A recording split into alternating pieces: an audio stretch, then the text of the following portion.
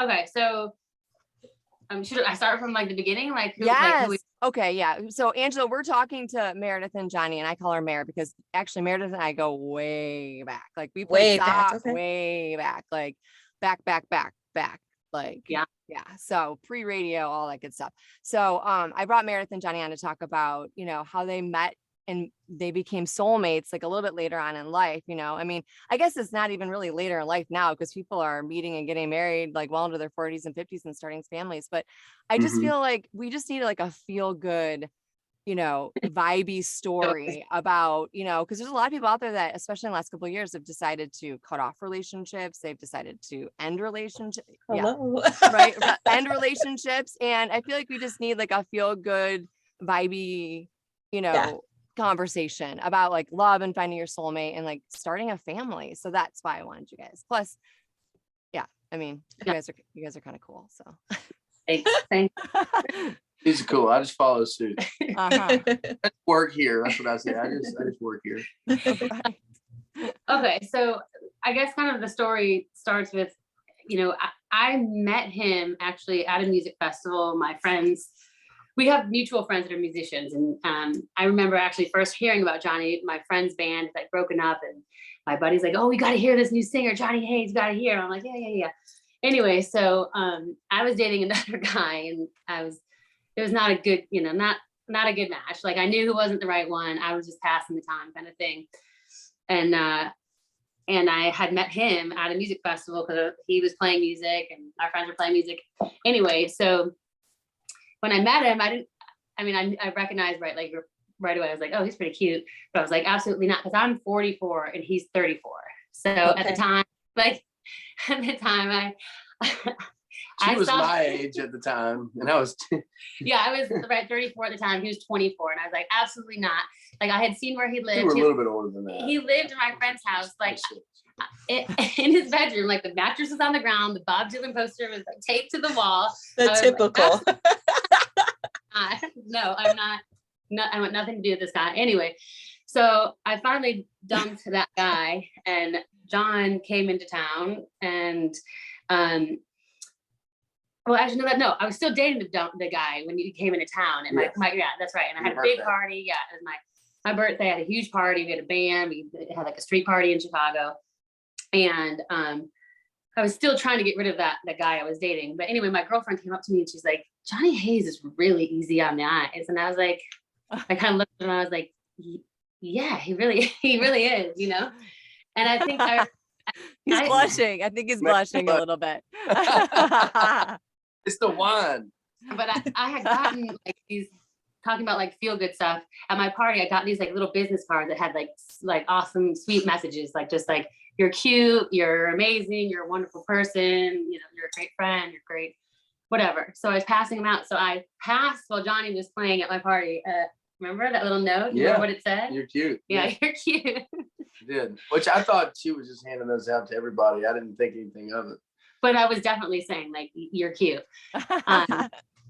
And I did finally dump that guy. And then, do you want to jump in? Do you remember what happened? That same day, what was funny is that I was taking a break because we were playing for her birthday party. So I was taking a break and I went inside the house to use the bathroom. And this was before I'd like really had like a full conversation with her, much less her mother. So her mom's standing there and her mom goes, hey, you and her get together. Y'all stand right next to each other. And this was in 2014, right? So this was before anything like that. And she's like, you know, tells us to take a picture together. So we're like taking a picture and together. I was like, Mom, I don't even know Johnny Hayes. I was like, I'm not. She was like, sorry, it's my mom, you know, kind of a thing, you know. Right. And we took a picture and it was really cute, the picture. It looks like we're together in the picture. And it looks like, it looks like we're dating. And then like, and so that was what, August? My mom knew something. They always do. Yeah, they always do. It was almost like he kind of a thing, the way she did it, you know. But yeah, and then it was what? So that was August, and it was March. So I had booked a show in Chicago with my band, and like a little trip. Like we had, she lived up there, but she had another friend of ours that lived up there, and we were all friends with him. So we would go like to Chicago for the weekend, and he would take us out and stuff, and like So we just booked like one show. So we booked this one show, and I'd found out that she had dumped this dude, and I was like, yes, this is my opportunity. and like kind of on the like real, low key about it. I wasn't like trying to make it too obvious, but at the same time, I was still like trying to like see, kind of test the waters out. So, we his bandmate, who is now married to my good friend, they actually met at our wedding. He's like a very big personality, like very just flirtatious person in general. Like he'll kiss babies, just like you, right? I was gonna say. Right, so we were hugging on each other. His bandmate Matt Mackey, who's now like a brother to me, and I was not into Matt Mackey. Just to be clear, Matt Mackey, I was never into you. But we were just drinking and hugging, and all of a sudden John comes between us like after the show and pushes us away, and he goes, "No!" He's like, "Absolutely not, no." I don't know. Something came over me. I was like, "What? No, this is not going to happen. This needs to stop immediately." It was weird. I was like, "What am I doing this?" But I did it. And it was hilarious is that that same night we're like trying to figure out like where we're gonna stay. And my bass player, like 20-something-year-old musician, my bass player, where are we gonna stay? In Chicago. Right. That doesn't matter, right? That's not important. There's a couch somewhere, right? There's a couch. I was 26 and everybody in my band was 34, 35, like everybody. They don't change. So anyways, so I was just like going with the flow. I was living the rock and roll dream. You know what I mean? Yeah. I lived in Bill, and she's funny, she's like, you had all I had was a mattress. It's like, because the place I lived at before, like the bed, like I didn't feel like moving the bed. I was tired of moving, and I just didn't feel like moving the bed. So I just left it there for the girls that were the roommates. I was like, you can have this bed. It was like a sleigh, like queen size bed. They like kept it. Anyways, so I didn't feel like I lived on this mattress, but I went back to Chicago. So go back to Chicago. And ended up staying at her house that night, and like let me clarify. On the couch. I put it on the couch because once he kind of divided me and Matt Mackey, and it was like, no, like very passionate. I was like, oh, he might be. Looking back, I can't believe I did all of this stuff. It's hilarious, but. No, this is great because it's like you guys were meant to be, and you knew, but you didn't know, and like the universe was kind of pushing you together a little bit. Yeah, it's cool. Well, at that time, right? Like I was it like 34 when we started dating? 24, 25, whatever. I was 26. No, we got married. You got married. We were married at 36 and 26. So we met. No. Okay. That can be just. You guys are like an old married couple now, so we can do the math together if you'd like. Okay. But and so once I was like, oh, he might be into me, and I'm but in my head I'm like, no, like he's 10 years younger. But I put him down at my couch, and I put him down. I didn't give him a blanket, a pillow, and I put our other friend who was in his band, who had been friends with for a long time. I put him in my guest bedroom, and I was like, don't let Johnny Hayes like try to sneak up into my room. And he did. He sure enough did try to sneak up and put this on me. And we ended up talking all night, and we smooched. And then he drove. And then she was befuddled the next day. She was like, what is happening? Like she just kept texting me like, what just happened? Well, what I had also the night before at his show thought that it was a good idea to steal the tambourine, and I did not know how to play the tambourine, and I was hitting it against my leg playing it, thinking I was doing the right thing, and I had a tambourine injury, like a rude giant dancing. So I first sent you that picture of like the tambourine injury. I was like, tambourine injury, and he's like, yeah, you don't hit the tambourine against your like leg. That's not how you do it. Very painful. Yeah, and then we just kind of started talking from there, and then within 6 months he proposed, and within a year we were married. Yeah. Wow. Yeah. That's Let's see. I proposed to her in August. We were married in March in New Orleans. We had a 4-day wedding. Yeah, I saw pictures, which is really cool. So how did you propose? Because I did a little share thing with you guys. My man babe, he literally proposed to me. he was going to propose to me on my birthday. So he got me an ice cream cake. Now, Michigan is got weird weather. So one minute it's, freezing and frozen. And then the next day it could be, 70 degrees. And he had put the ice cream cake in the garage. So it melted. Ooh. And the ring didn't come in. And so his whole plan got foiled. So he just basically came in and interrupted me while I was watching a TV show. He was running late. He dragged my dog and put it outside because he was trying to put the ring on the dog's collar and the dog wouldn't cooperate. So he just said, forget it. And he just came and stood in front of me and he's like, you want to get married? And I was like, yes, that's it. I was like, there's no beach. There's no sunset. Where's the fucking wine? Like, what's going on?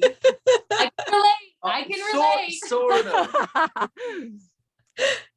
So he's a poet and a songwriter, and yes, he's a tender-hearted man. Like, he's a wonderful husband, he's a wonderful dad, and he's a wonderful, son and friend. And I mean, he's very romantic, like, to the core. So it is romantic, but like, I also, same thing, Jozlyn, like, I was like, beach and like this amazing like grand gesture was in my head, and I'm not even like that. Like, I had never thought about my wedding or any of that kind of thing. I could only get so grand on my gesture at the time. Like I said, I was living on a mattress. Right. So as far as how grand the gesture was going to be, we were going to have to find the romance in it. My original plan was to do it while we were walking the dogs. I was going to go to Chicago. So I got the ring on I think it was like on a Saturday. I was down in Mobile. I bought the ring and they said, all right, we're going to deliver it to your house in Nashville on Tuesday. So I was like, oh, that's perfect. Cause I'm going up there the next weekend to play some shows. I was playing a show in Indiana, and then her birthday was the next weekend, which I was going to go play. Full circle. Right. Ooh, right. Oh, it was like the year thing, right? Yeah, it was like yeah. do it like then, like on her birthday. I got the ring on Tuesday and I was like, I lose everything. Everything. Like all every the day, time, I lose something. everything. If I don't give this to her, I'm gonna lose it. Like the and actual I ring. My grandmother's my grandmother had passed away in May. I spent all the basically inheritance on that I got from that on that ring, and I was like, I got to get rid of this, or I will lose it, and everyone will hate me. And so immediately I was like, all right, I got the ring, and I'm like walking around my house, and my roommate's like, so what are you gonna do? I was like, I think I'm gonna go up there and ask her on Saturday, but like I'm really like paranoid about losing this ring, and like was kind of getting in my head about it. And I was like, I'm driving to Chicago right now, and I'm gonna ask her to marry me. This was like on Tuesday. So all that, so I had made the decision that I was like, I'm gonna do it. I'm gonna ask her to marry me right now. I'm gonna do it. So we were talking all that morning. I had a feeling. By the way, I was at a bar and my friend was bartending. So I'm trying to give you the romantic. what my thought process was with the whole thing. So I'm like, okay, so I was like, here's what I'll do then. Instead of doing it on her birthday in front of everybody, because there's going to be a bunch of people there, I'll do it while we're like walking the dogs or something when I go up there. And then we'll celebrate the fact that we're engaged at her birthday. That'll be great.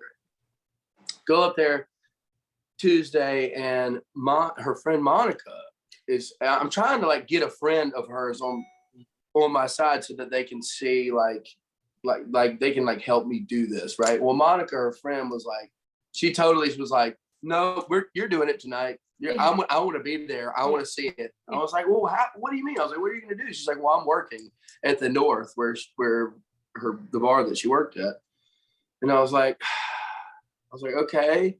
She's like, she's probably going to come see me. You should do it there. And I was like, all right, fine. I was like, well, then here's what we'll do. At some point I was at the bar and Monica was trying to be like, you should just go home. I was like, I'm not going home. Yeah, because then I was going to do it at home and and I was like, get her to come home and I'll be home. And I'll be at home waiting for her and then ask her to marry me, like on the deck or whatever, for her birthday. I just tried to come up with as many scenarios as I possibly could because it kept changing. And plan kept changing. And I was stubborn and I did not want to leave the bar. She was like, no way. Like, you're not stubborn. It's like she's not. She wants to come to the bar. oh, she's texting me and I'm not responding. And I'm being like really, or if I do respond, I'm being like really like not. Sure. And I knew in my head, I told Monica, I was like, I think he's coming here to propose. And she's like, what are you talking about?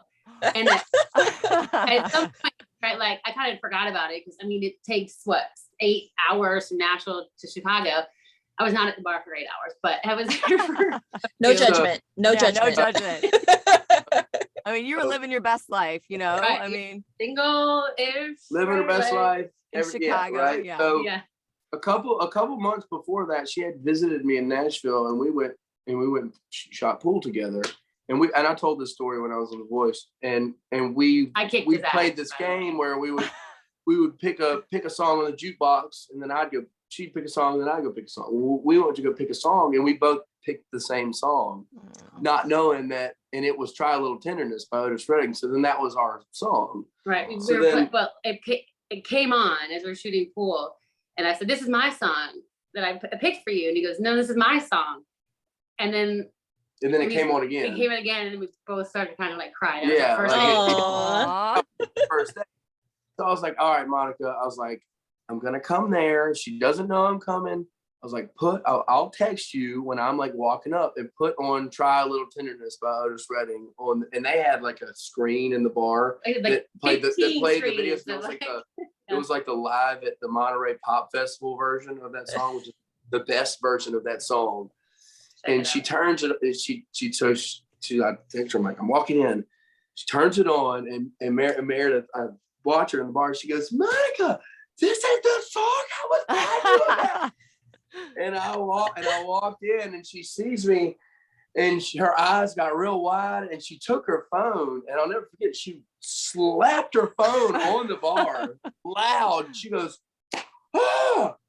And the girls sitting and Monica's filming this. There's only one other girl. One person sitting at the bar while this is happening, talking to somebody. No, she's by herself on her phone. Is she by herself? Yeah, and she goes, holy shit! Is this really happening? Loud. It's on the video. You can hear it. Like, oh my God. So that's like, our memory. It's like, it's chaos. Yeah, I love it. Chaos. but I was the same thing. I was like, is this really my proposal? Like, I told him, like, I did not want to do it around not people, in a bar, not like in a restaurant. Like, I just want you and me kind of thing. And I was like, as it was happening, and I set my phone down, and she's going, holy shit, is this really happening? I was like, this is my proposal? This is it? This is the romantic proposal? Right. I'm like, what the hell? I've got $26 in my checking account, and I just drove up here from Nashville. I just want to get married to you. But it was romantic. She had my dog. She had both of our dogs at the time that were up there, so it was like a nice, family-ish kind of a thing. Aww. That is super romantic. What are you talking about? So then I drove back to Nashville the next day after we got engaged, and then drove back on the day after that. Wow. Yeah, he had a gig like that next day. I had a gig in Nashville, so then I had to get back to that, and then I had a gig in Indiana the next day, and played it in Indiana, and then drove to Chicago for her birthday and played her party. Oh my God! And then you guys announced on a whole stage by myself that night, by the way, which is a whole nother story. Yeah. So you're in a band, or you have a band, or you are the band, right? Like you are. Yes. Yeah. It's like all of the above. It's like, there's. When I did The Voice, that kind of established me as an artist. Mm-hmm. And so then it was kind of like easier to just do things outside of that. But before I was on The Voice, I'd started a band in Nashville called Johnny Hayes and the Love Seats. And is it still together? You guys still together? And we're still together. Yeah. And we're on a love seat, actually. We're on the psychology love seat.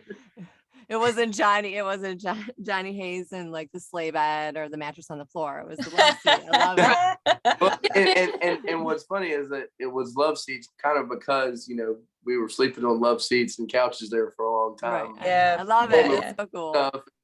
And we heard the Cat Williams stand-up routine where he talks about if you're on a love seat, you got to be in love. But I love it. I love it. That's cute. That's cute. That's I have a like- question Yeah, for go you, ahead. Meredith. Like after you were proposed to, and then Johnny goes running around the United States with all of his gigs. How did that make you feel?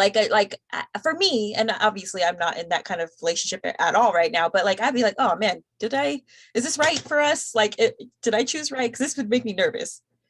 So It's a lot. Yeah. no, like I was so in love, and it's something my mom said too. Like, right, the age difference. She said, I don't know a lot of women or young women that be able to handle this lifestyle, right? Because like, I mean, right in front of my eyes, like girls, guys throw themselves at Johnny, throw bras, throw underwear, like ask his number, ask his picture.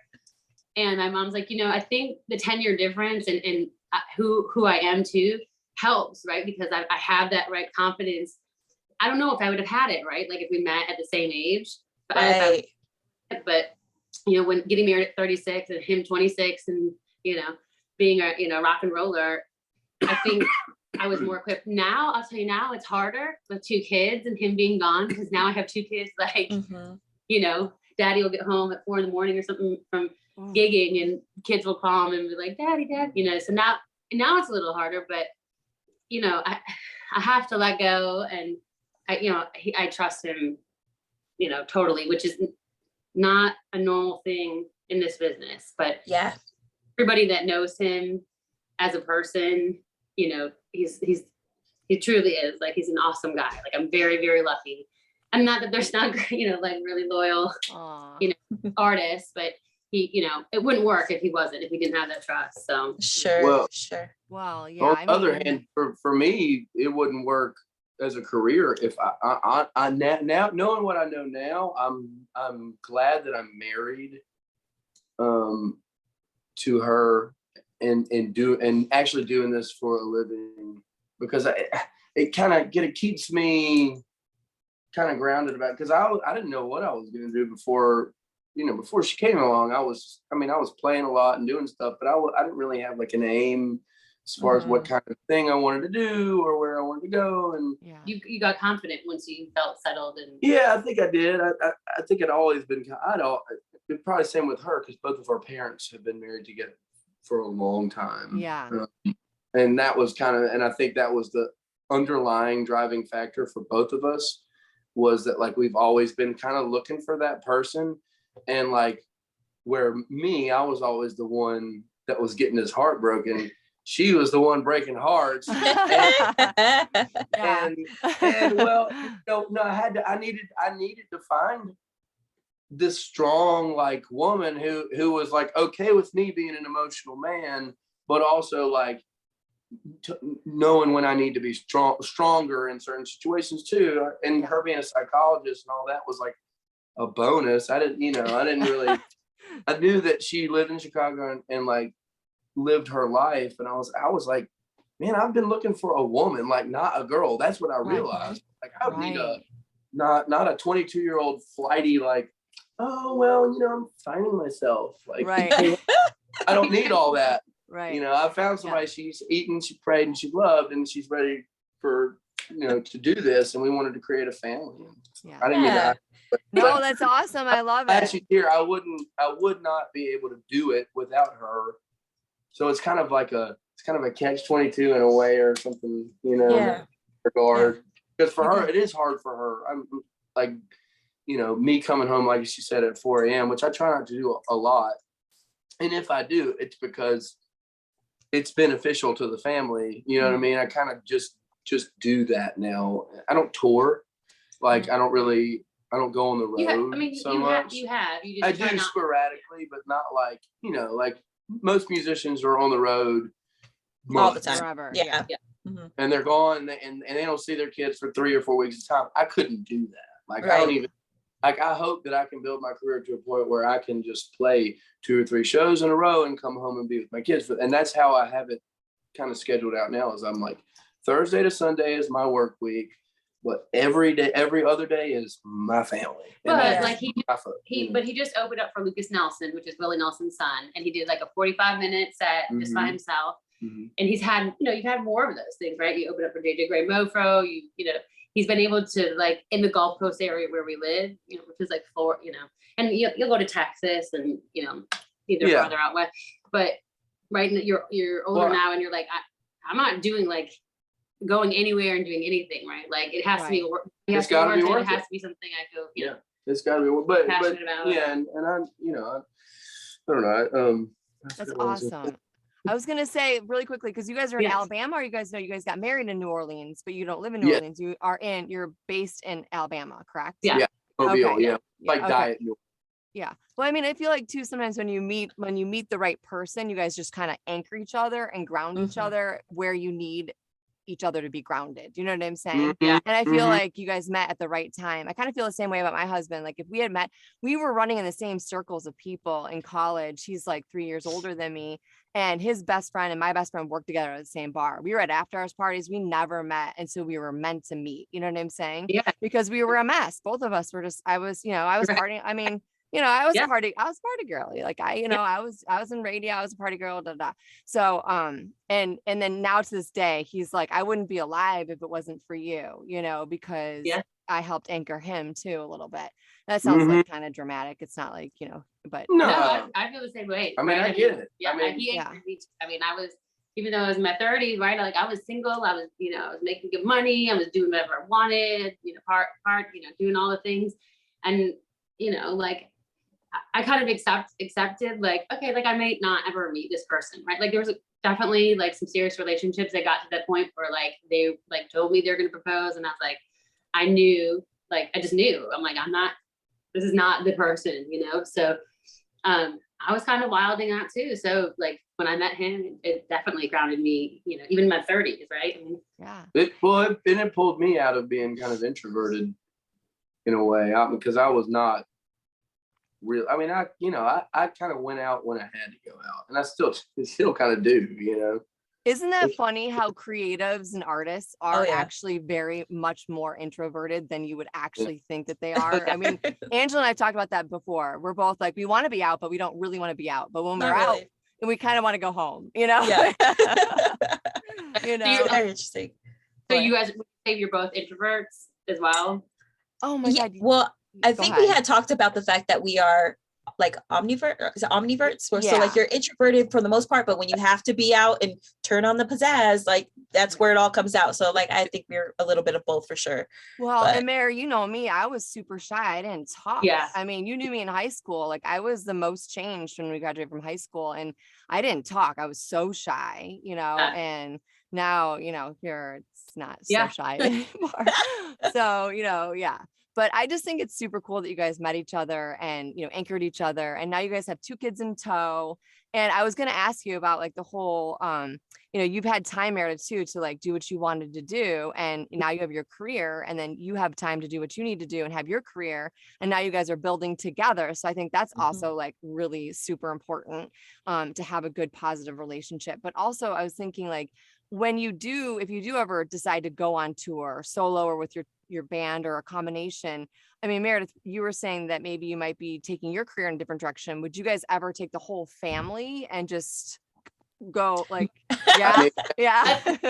Talked about that last. Like he wants them on the tour bus. He wants, There'd have to be some ducks in a row, and of course to be very secure at that point as far as a plan. I mean, that's all it is. But you're just telling. Go ahead. I was just gonna say, I think if we've learned in the last like couple years, I mean, we got to live your life, right? And you got to do the things that you want to do and set your mind to it and just go for it. But at the same time, don't hold back. But you know, we could be virtual anywhere, right? I mean, essentially, if you wanted to, that's the point. That's what I was trying to say. You know, so you know, kids can have a stable living environment. It doesn't have to be at a home in a house at like one spot. Like it could be home is where you guys are, right? And where you create your family, right? So anyways, that's what I was just thinking. Right. So I've moved. I've been working at my kids' school as a school like counselor, and I've been doing online therapy with clients for like 5 years. And I've had private practice in Chicago and work for a hospital system. So next week I'm actually transitioning. I'm going full time doing online therapy, which allows us, and we've talked like, you know, back and forth. We have good friends who are doing like the RV life, like, you know, homeschooling, like traveling all around the country. and they, refurbish these RVs, and they're so so beautiful. Yeah, totally. I like it. So RV, like, cool. super hip and like chic, and so we actually stayed in it, and I was like, I could do this. Like, what an education, like an experience for our family and our kids. Kids would learn so much more than, because my kids are in a classroom right now, but I've been, just kind of interested in different types of education because, right, like the classroom setting teaches kids to kind of like conform, right? Like, and there's good values in that, right? And manners, but also, challenging and asking questions. And anyway, so yeah, we played around with that, like, if he does ever tour, like what that would look like, or if we did the RV life for like a summer or a year or a couple of years. Yeah. So when we first moved down here, I worked for my dad. So I got off of The Voice, in 2017.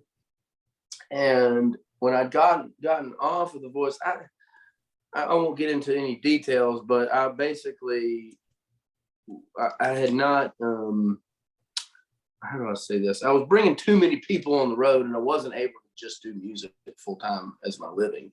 And that was kind of the whole point of doing something like Voice. Was like, I want to do this, like, so I went through this like 2-3 year period of like, I'm kind of playing music, and I'm still like working with my dad doing this thing, and I like basically didn't want to leave my dad, but like knew that if I didn't do that, I wasn't going to be able to really pursue it, and finally did it, and it changed my life making that decision as far as how many doors it opened up to other things that if I hadn't ever, you know what I mean? Like now I'm home during the week where I can actually pursue different things, and then things start coming to you. So the whole time that's happening, she is working as a